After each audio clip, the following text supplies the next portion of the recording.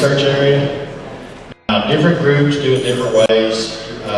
This really does a lot towards how the MABRC looks at things. We're going to have Mike Hall come up and talk about how he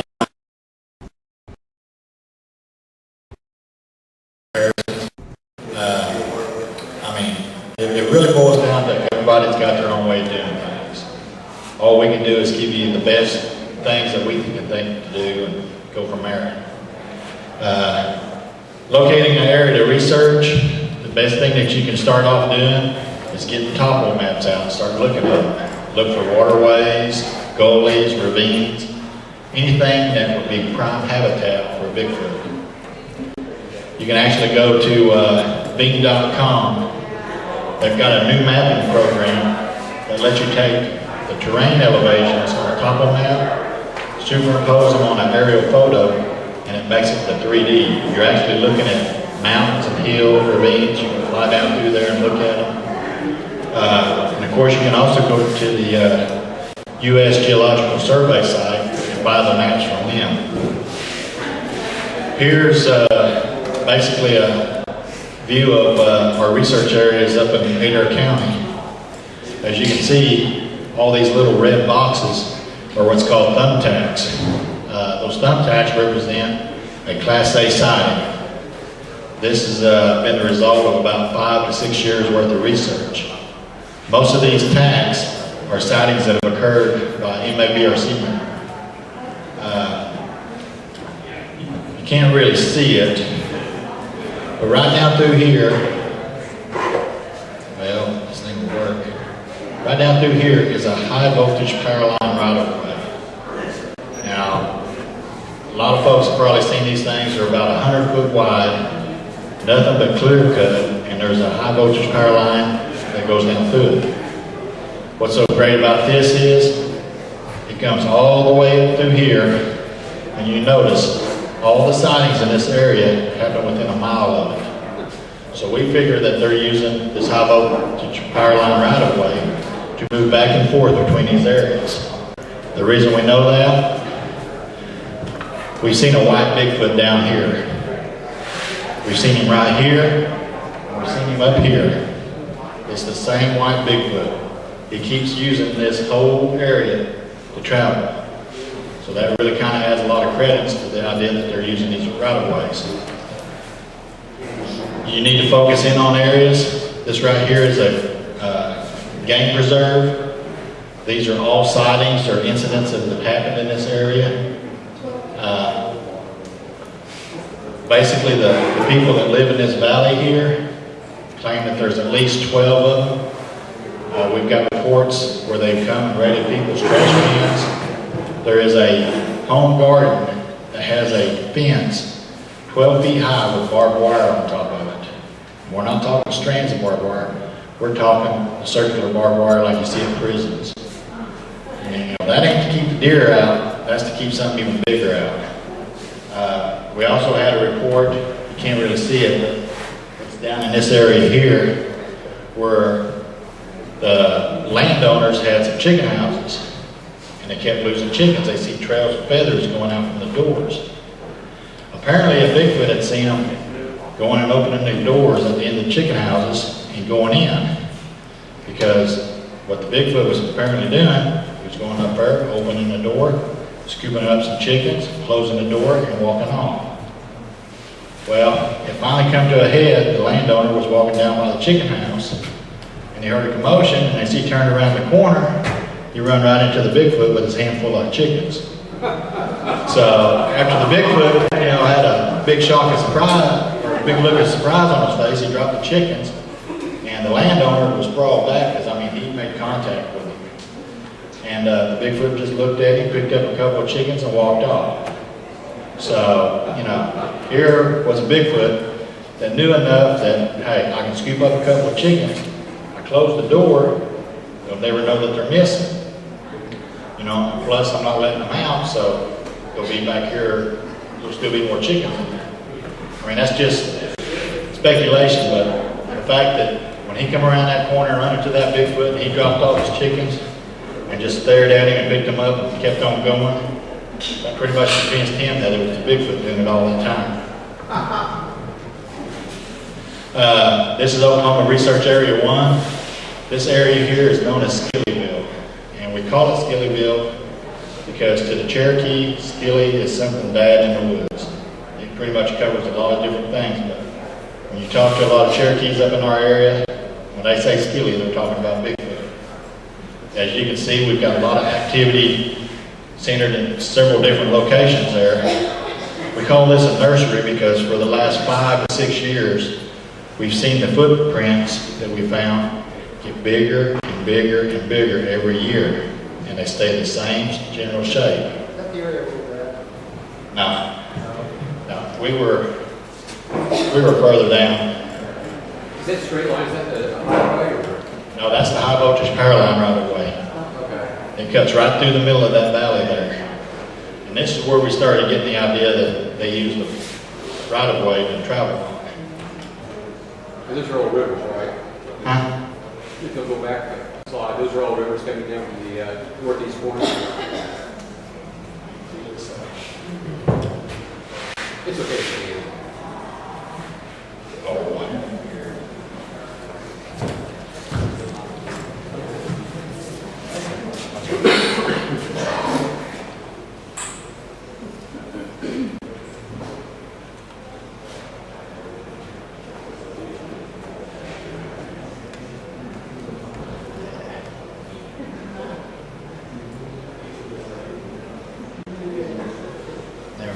The upper right-hand corner, is that river or creeks or?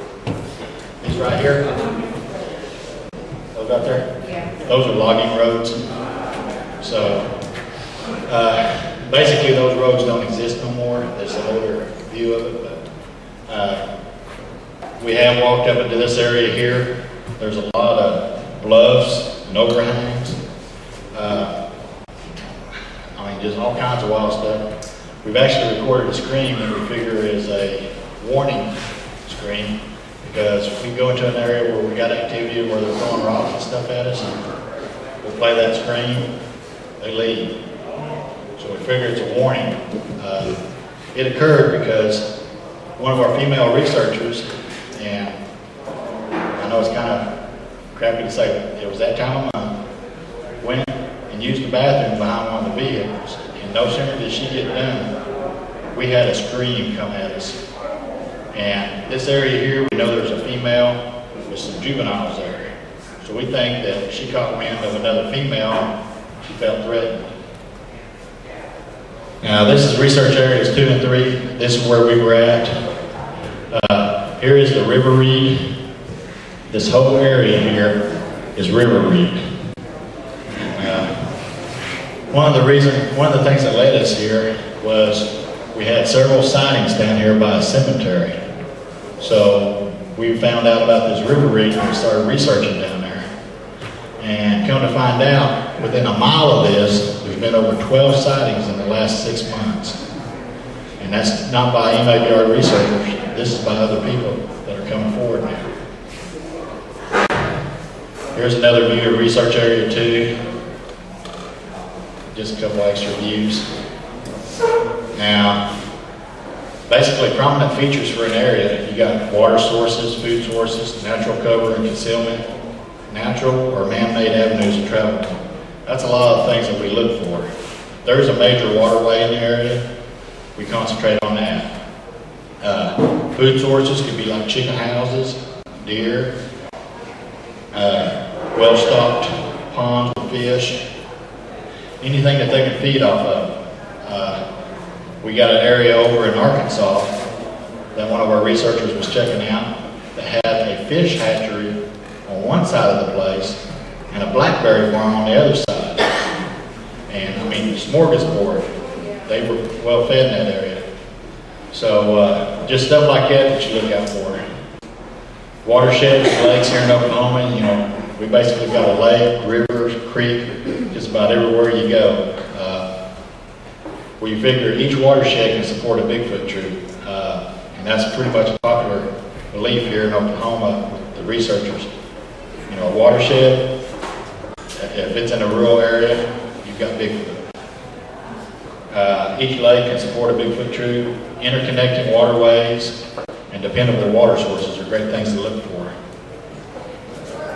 Food sources, I mean, you can go just about go anywhere to get food sources. Local farm, we got pigs, cattle, chicken, wheat, corn, deer populations. Everybody that deer hunts knows that the deer population has exploded. I think they were talking about extending the deer hunting season to 4 weeks this year. I don't know if they ever went through with that. So, wild edible plants. We've got a project where we've identified all the edible plants in Oklahoma, so our researchers can go out in the field, compare the picture to the plants, and tell real quick if it's edible, if it's a good area. Fish, mussels, turtles, we got them out the Yahoo here in Oklahoma. Just about everywhere you go, you can catch a fish. Garbage dumps and bins. There's research area 2 that we're talking about. It's about 1.5 miles away from the Cherokee Nation main field. And we got 4 different huge cities that bring their trash down and dump it in that landfill. And we're actually going into that landfill here in a couple more months when they reopen it after some repairs. We're going to go in there and set up and see if we can catch any of them going in there at night digging through the trash. Slaughterhouses. Now, not all slaughterhouses do this, but they used to dig a big old pit out back where they take all the non-usable stuff from the hogs and cattle that they slaughter, and they go dump it in this pit.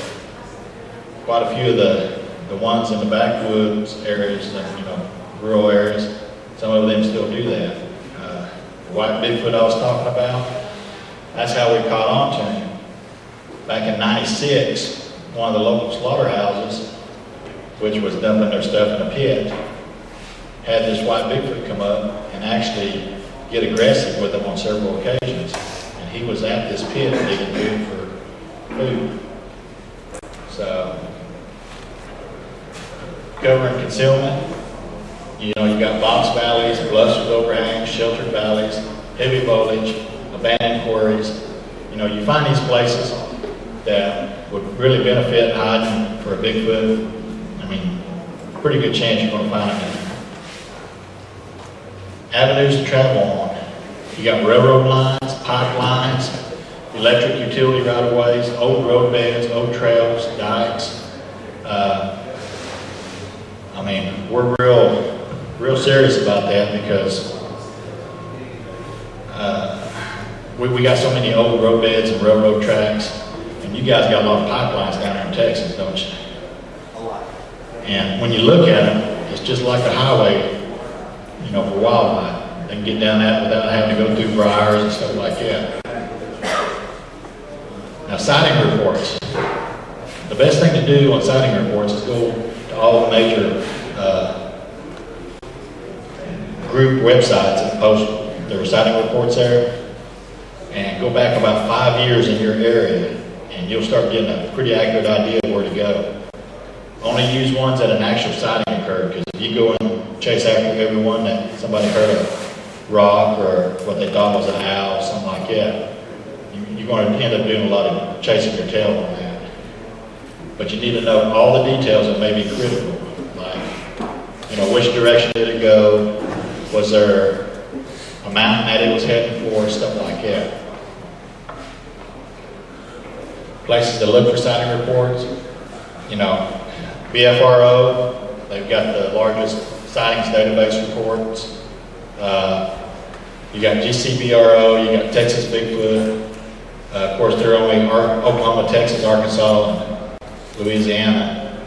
You got MidAmericaBigfoot.com, you got TexasLoresearch.com, and you guys pretty much got Texas and Louisiana, right?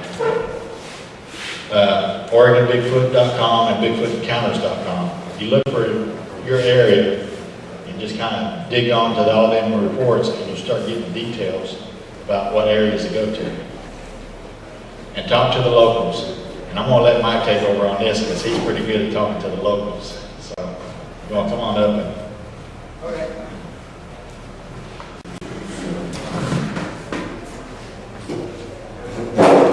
I just wanted to that Bigfoot with the chickens thought you might want that back, Chris.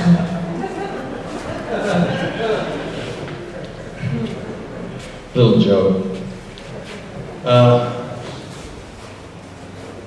A lot of the things that DW was talking about as far as looking for areas to go, and we follow a lot of the paths of waterways. If you look at, and if you see my presentation tomorrow, you'll see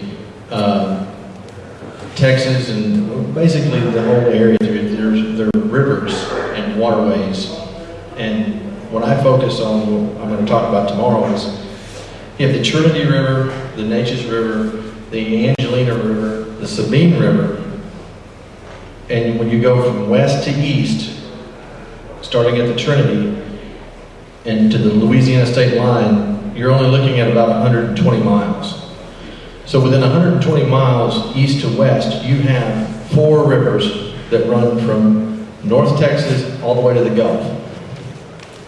And spotted in between there, you have swamps, lakes, ponds, and some of these areas are very inhospitable to human activity. There are a lot of floodplains, a lot of, like I said, swamp areas where there's not a lot of human encroachment. There's not any houses, there's not any buildings, there's not any construction going on, simply because it is a floodplain and it's just not feasible for humans to build there. Me, I'm going to go with what I do. Texla, we're a small organization, and I live in an area that's close to some of these spots that you would think of, wow, this is a great location. This would be prime habitat. And then, of course, you go back, like you were saying, to prior reports that have been posted on other websites or other areas that you've read about somewhere else, and you go, wow, I know where that's at. My thing is, I'll pick a Saturday or a Sunday, and I will drive out, and I will go. I'll just go up to someone's door and, hey, name's Mike. I'm a Bigfoot researcher. Have you seen or heard anything strange lately? Has anything happened to you? Now, believe it or not, I've always come to the conclusion one of 2 things are going to happen. I'm either going to get a welcome or I'm going to get a shotgun in my face because they think I'm a Jehovah's Witness or something. I don't know. But as long as I don't walk up and say, hey, I want to talk to you about, no, it's for me, it works. I've worked in sales and advertising and promotion a good many years, and I can approach people. If I'm trying to sell somebody advertising, especially when I worked in radio, if you can sell someone advertising on radio, you can sell them pretty much anything. And it's the way you approach a person and the way you talk to them and lay out what you're doing and why you're doing it and why you're there and why your interest lies in this area. And then people start hearing you say things like, well, the reason I'm here is because we have a report or several reports from this general area of something strange. Or it could be a sighting report, it could be where somebody actually saw something, it could be they heard something or they have found something strange. It could be a track, it could be a tree structure. And when I say tree structure, we call them teepee structures. They're where you find a grouping of trees that have been either moved to a location that were already dead or broken over, and they've been constructed into a teepee-like formation. What these mean, we don't know. If it's some, because we've seen these, and they may offer some kind of a windbreak or something, but if it's pouring rain or something, there's not any matting or anything between the logs to keep the rain out. It's just, but it's and you find these in areas where you shouldn't find these things. particular research area that we're working on right now, according to Google Earth, when I did the measurements, is just a hair under 5 square miles. We have, I'll just say 3 that we know of, reports. But the first report was from 1981. The next report was from 1992. And then the activity that we've personally experienced over the last 2.5 years, all in this 5 square mile radius. So that lends us to believe that this area is good. So what I've done is I've gone and knocked on doors. Recently we have acquired business cards. And 2 weeks ago, this little card came in very, very handy. There's an ATV park not far from our research area, and I thought, hey, I'm going to walk over or drive around and just introduce myself and see if any of the people who visit this park have ever reported seeing or hearing anything strange or out of the ordinary. When I got there, the lady that was the manager said, oh, you need to talk to my son, the assistant manager. I said, okay, can you point him out? She said, oh yeah, he's right there. I walked over, I pulled out the card, I didn't say a word.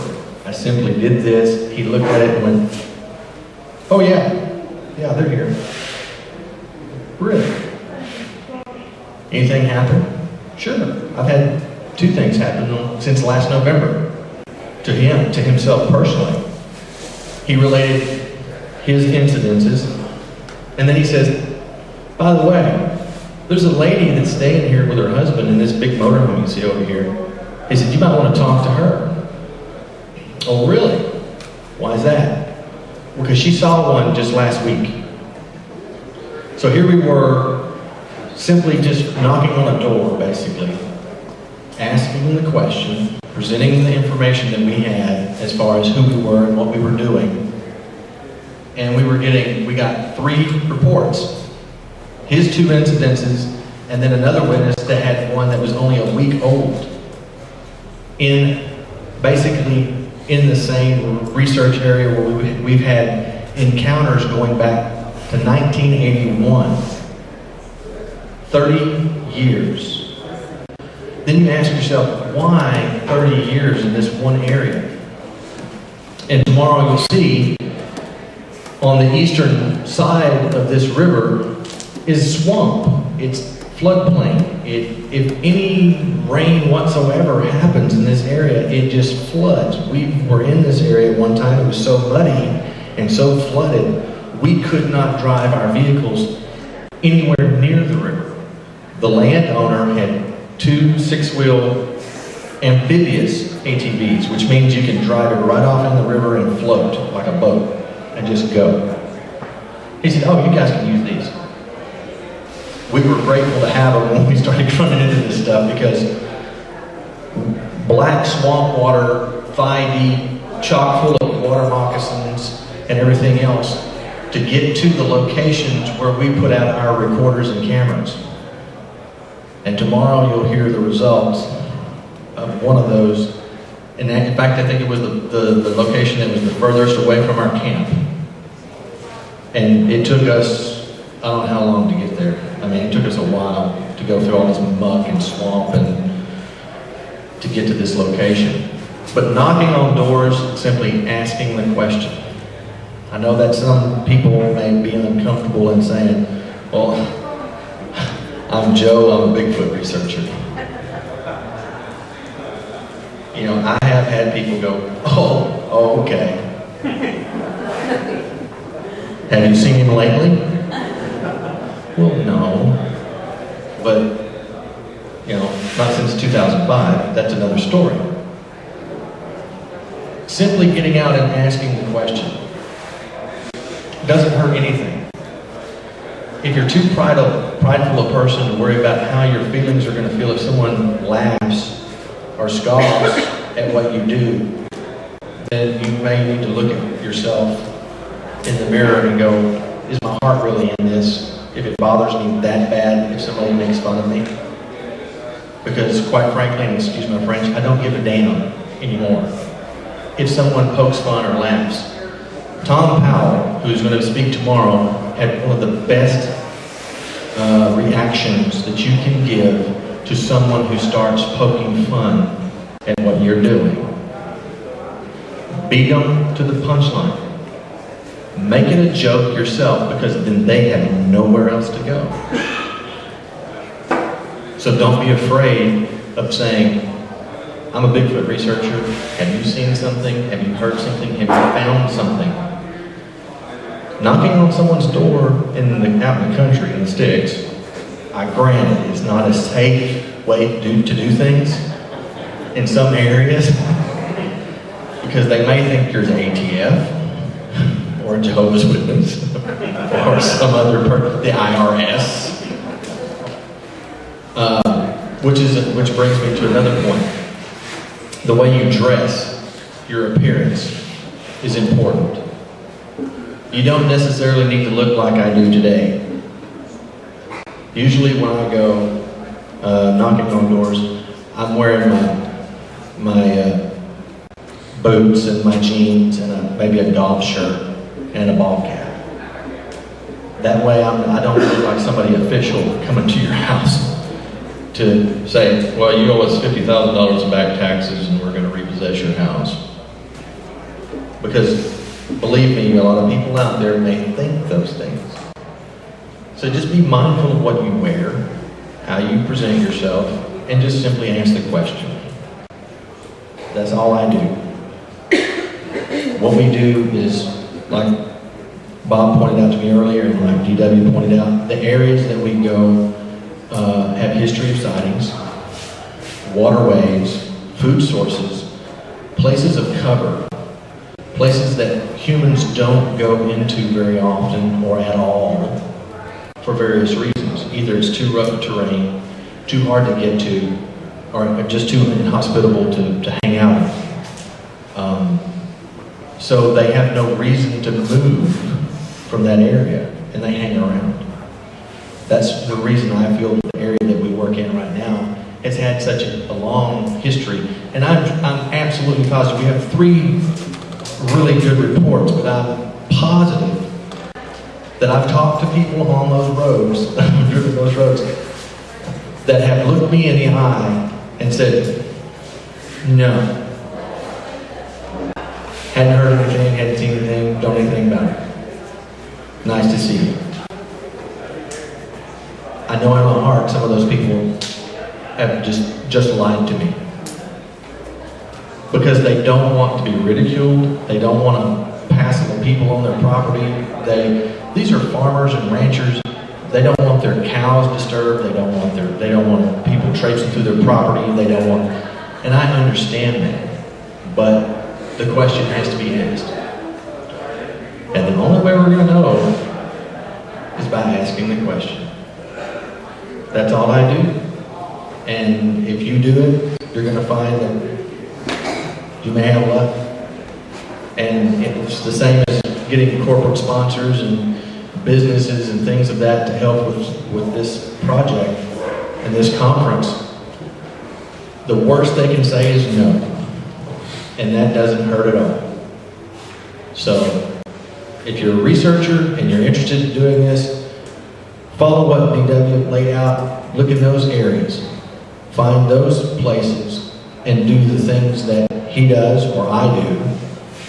And I think, well, there's Mr. Pilates in the back that talked about the fact that that's what he does. He will simply knock on a door and say, and ask the question. And you can do that too.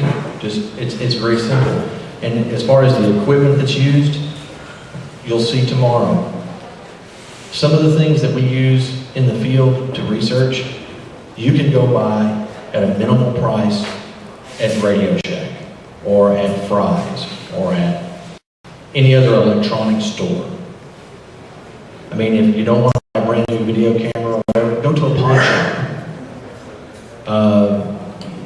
Go go online, go to eBay, go to any of these locations and start picking up a piece here, a piece there, a piece there, and pretty soon you've got research equipment that you can go out and do this yourself. Very little money. You don't have to go out and buy FLIR, thermal imager, although that would be nice, don't get me wrong. It's on my Christmas wish list, but I doubt I'll see it before I'm 65 or 70.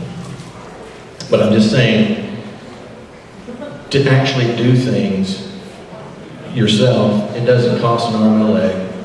And a lot of the stuff, Autumn Williams pointed something out in her DVD that was very poignant. In a presentation that she gave, she had a slide that she showed. This is what most Bigfoot field researchers and people, this is what they carry in the field. And there was night vision, and there was guns, and there was this and that, and radios, and blah, blah, blah, blah, blah.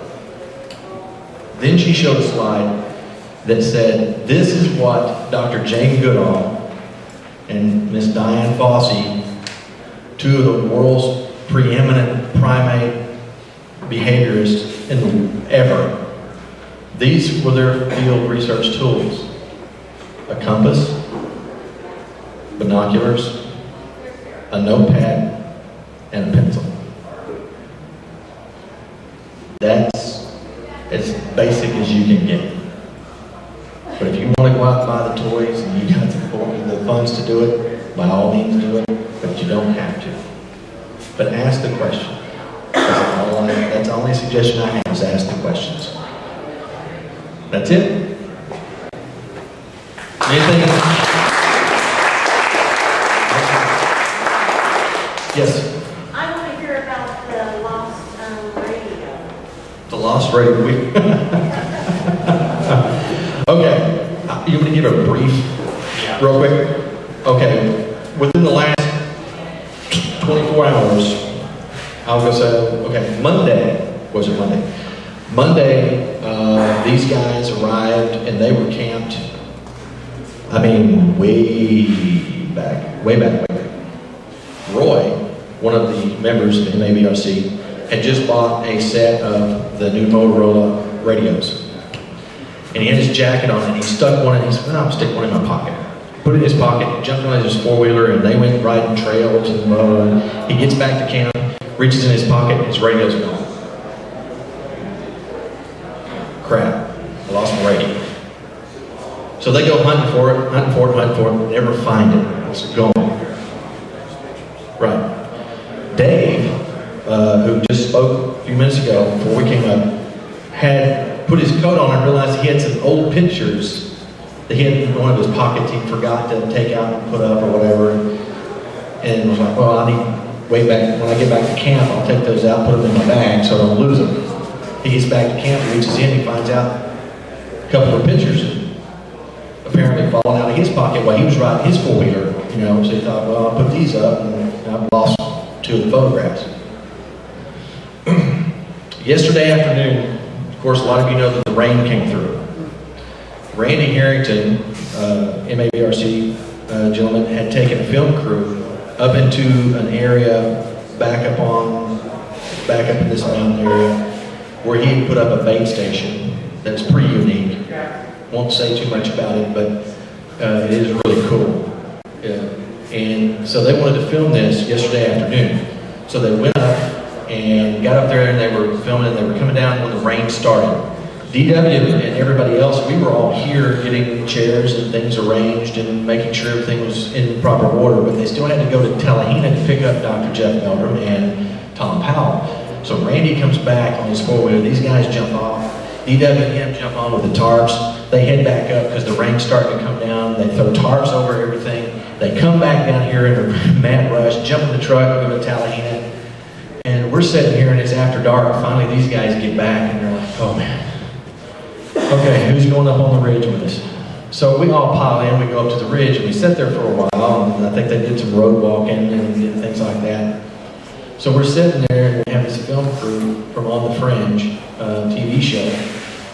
They're here filming for their show, which airs only in Europe, unfortunately, which is, but you can get copies of it online.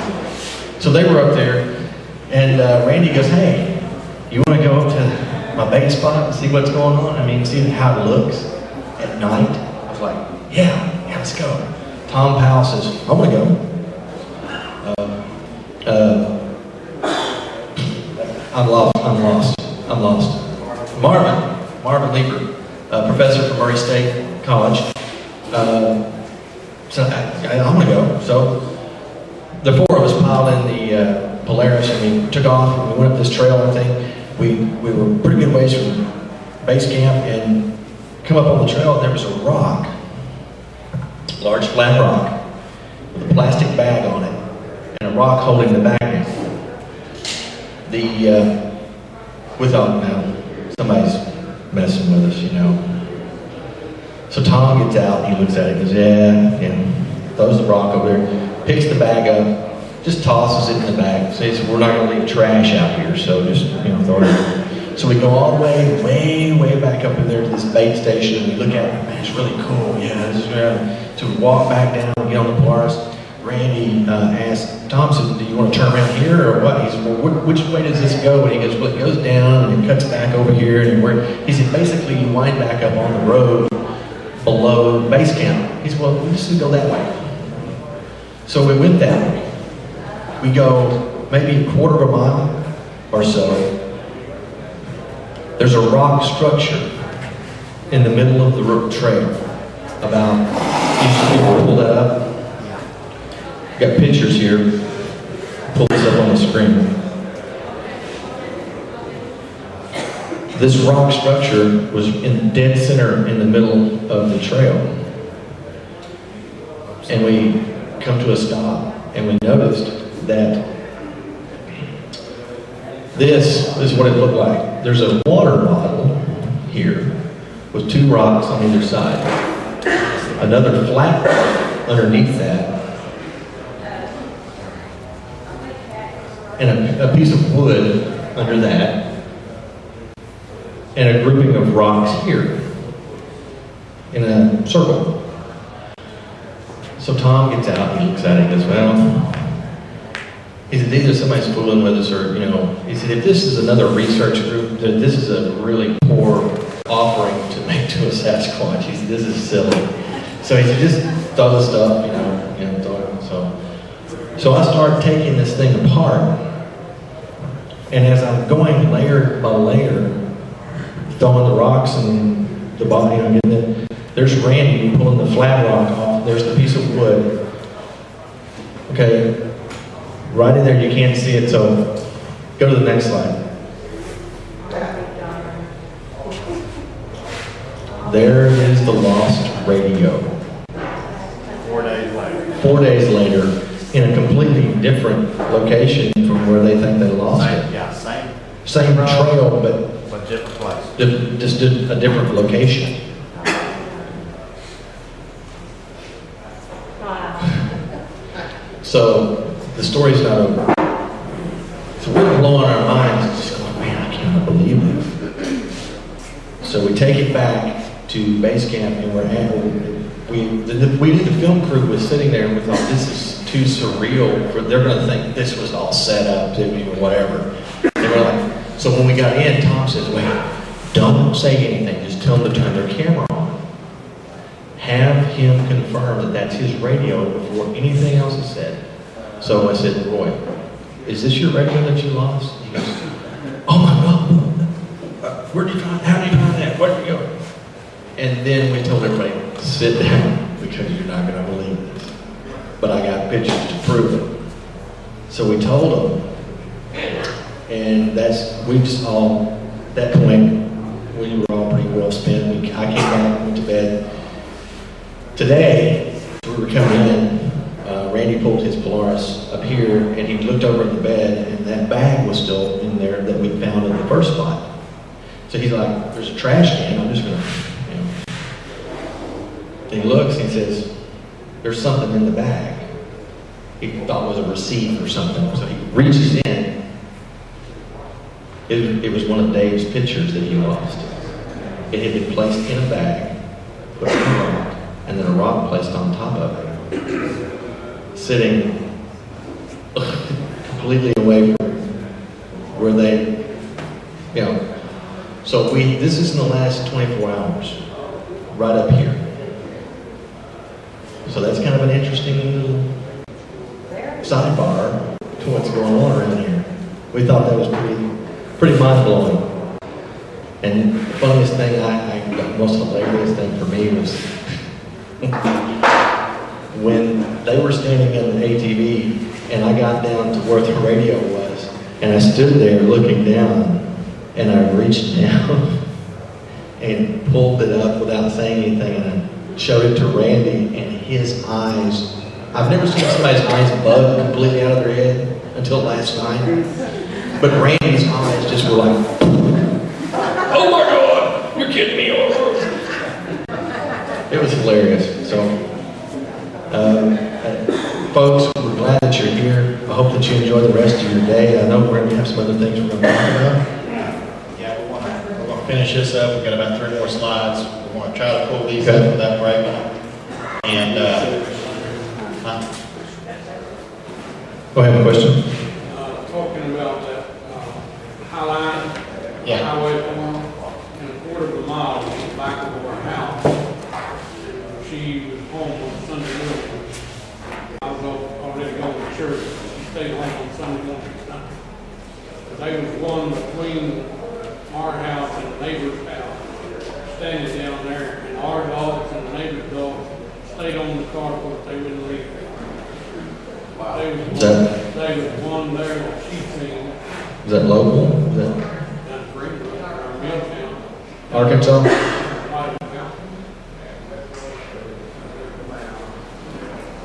We think it's like the path of least resistance. There's like any of us, you're going through a wild area and you find a trail, you follow the trail because you're not fighting the briars and the limbs and everything else. If you have a cut section that's a pipeline or a high line or something, it's like a highway. Why would you fight the underbrush when you can simply walk without any problems? Yes, sir?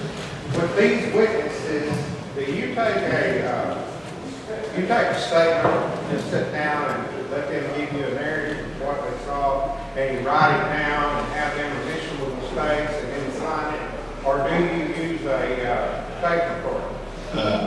Well, we actually got sighting report forms back here at this back table. We got sighting report forms that if you had a sighting, if you want to fill one out, we'd be glad to Well, I have it. think it's kind of like a police report witness Right. thing where they write their story and on a form that's already printed.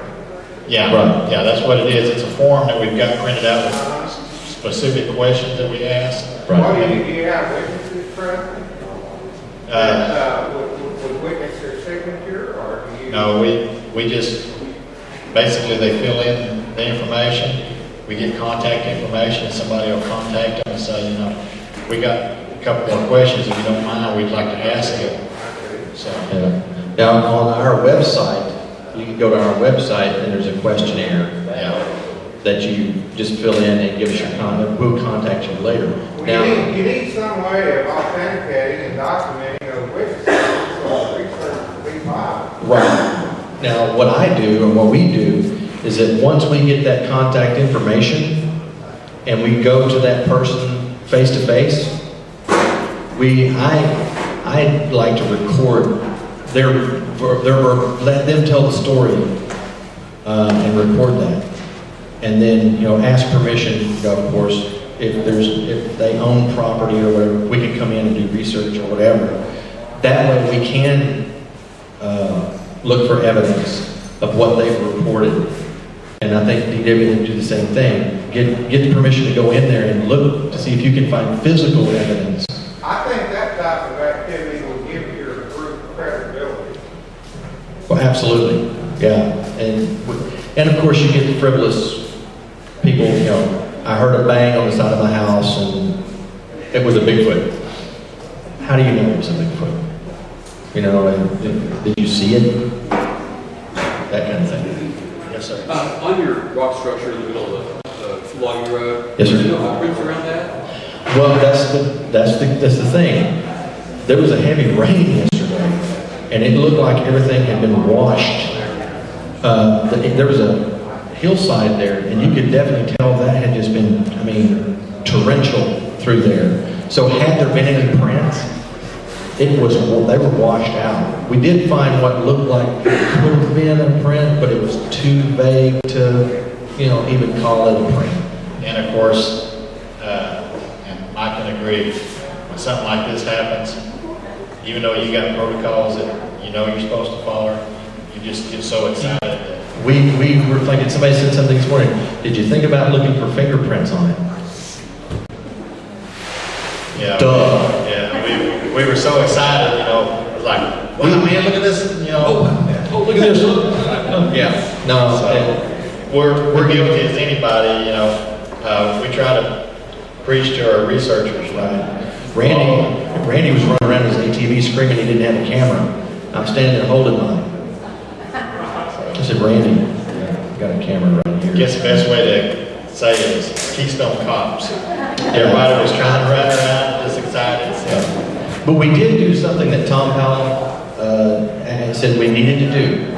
Because they acted with couth and etiquette and returned our lost item to us, we needed to return something to them, or we needed to give them something in return. So he fashioned a little something out of pine limbs, and we left the structure and we put it on top and put a rock on top of it, just kind of saying thank you, we appreciate you returning it or something, just to see what happens. We're going to go check it here in a little while, see if it's still there. And see if any more of Dave's pictures shows up. We're going to see if any more of those pictures show up somewhere else, because we're going to... But I've been thinking, we ought to get a little disposable camera and leave in there. And that way, maybe they'll take pictures of themselves. You know what?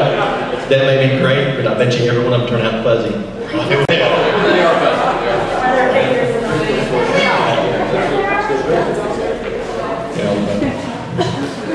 Let's see here. All right, I'm gonna thank you folks for listening. Appreciate you being here. Hope to see y'all here tomorrow. You don't want to miss all the great speakers tomorrow. Yeah, we're gonna I'm not including myself in that category, but the rest of them are really going to be great. So, thanks, DW. You're welcome.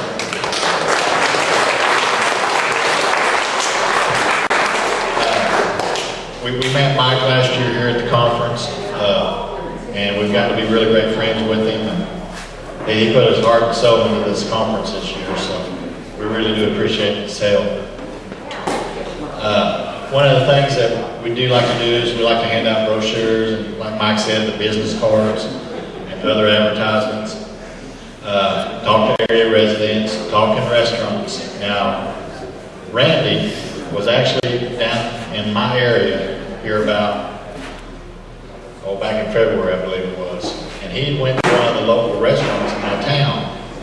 And he just happened to be talking to the waitress, and she said, I see your shirt, had Bigfoot on it. He's like, yeah, I'm down here doing some research. The people at the next table overheard him telling this to the waitress.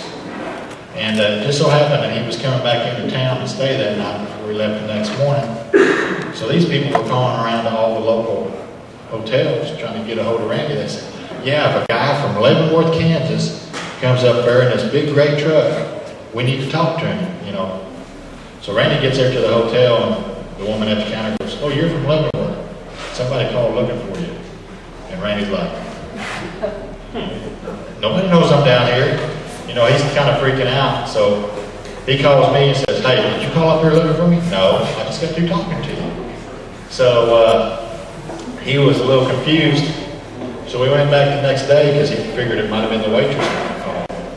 So we went down there and said, yeah, the folks that were sitting at the table right next to you had a sighting about 2 weeks ago, and they overheard you talking to me. So they wanted to get a hold of you. So he left his business card with them. And about 3 weeks later, they finally come back in and ate at that same restaurant. And the waitress gave them the card. They called us, and the activity that we've encountered at their house is just tremendous. I don't know if you've seen the grass ball exhibit out here in the front. That is the result of going to their area. They invited us in. Their boys had a sighting. The landowner's wife had a sighting. And then we had these grass balls thrown at us in the middle of a 40-acre field. After we spotted a Bigfoot 20 minutes earlier in one corner of it with a night scope. And we know they were being thrown at us because as we were standing there looking at the first couple of grass balls, the light that was kind of around the landowner's wife, you see a grass ball come out of the grass flinging at us. So, you know, this all happened because Randy was talking to a waitress at a restaurant. So, you know, great things happen like that. You also got to let folks know that you're interested in their stories. You know, if you kind of, while they're talking, look off and kind of let your mind wander, they're not going to tell you anymore. You know, a lot of times you got to look them straight in the face and say, yeah, you know, I've been there, I've seen it, I understand what you're going through. Also, even though some of the local law enforcement will frown at you when you say, you know, have you heard any Bigfoot activity? Usually you'll find one or two that'll actually fess up and say, yeah, we seen one down there, so-and-so road. We were down at Chickasaw National Park last year right after the conference. And one of the county deputies down there come by and he saw our trailers, stopped in, started talking to us, and he goes, well, I haven't told nobody, but I seen one about 6 months ago. Really? Yeah, he come out of the woods. He was driving down the road with his patrol car, stopped to use the bathroom, and I think that's what it was, wasn't it, Dave? Yeah, and it just totally freaked him out, and he didn't tell nobody until that day when he was standing there talking to us. Newspaper reporters, there's a lot of them that actually hear stories. One of the local papers in our area, you know, we got a couple of reporters that talk to us. Recon an area, you know, drive around an area, walk through it, you know, make sure you got the landowner's permission. You want to observe and note everything and listen with a parabolic. What we'll do is when we start looking at an area, we'll go out and sit on some of the roads around there, stick our parabolics out, and just listen all night long, see if we hear anything. Documentation, you want to write down everything you find out. You want to photograph everything. You know, you see a rock laying there, you may not think it's important, take a picture of it anyway. You got a digital camera, you're not paying for prints, so you know it's a good thing. GPS everything, you know, mark it on your GPS so you know that you can go back to that area if you need to. And of course, that's the end of that presentation. Any questions? Yes, sir. Do you know of a GPS? A GPS attachment? I just went and bought a Magellan GPS at Walmart for about $240. That's color, and you can download topographical maps to it. So you actually see where you're at on the maps. You know where a hill is, where a trail is. So I think you can get one for about $100 and something right around that area at Walmart. And basically, it's just a little black and white screen that shows you which direction. So,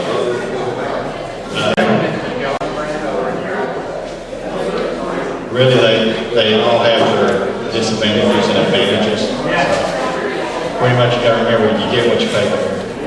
So, yes, ma'am. I have a question about those maps. Yeah. About the research and things in Oklahoma. Is that all in different areas? Is that here or different areas of Oklahoma? She asked about the maps that I was showing earlier. That is actually in Adair County. Adair County. Yeah, just two counties north of us. It's not really that big of a county, but that's how much activity we've got going on. So, yeah, that's where I do most of my research at. So, we're going to try to lift these casts out and see if we can get them to come out without breaking them. And I think we're going to try to get Dr. Melgren to say a few words. So as soon as we try to get these casts out, we'll get him up here. Join the Mid-America Bigfoot Research Center on Thursday nights at 8 p.m. for the Bigfoot Field Guide Radio Show. For more information, go to the Mid-America Bigfoot Research Center's website at www.mid-americabigfoot.com. Listen to the hosts talk about everything Bigfoot, from behaviors to current research being conducted in the field. It's all there, and also check out the archives at www.talkshoe.com/tc/10072, and tell them that Bigfoot sent you. See ya there.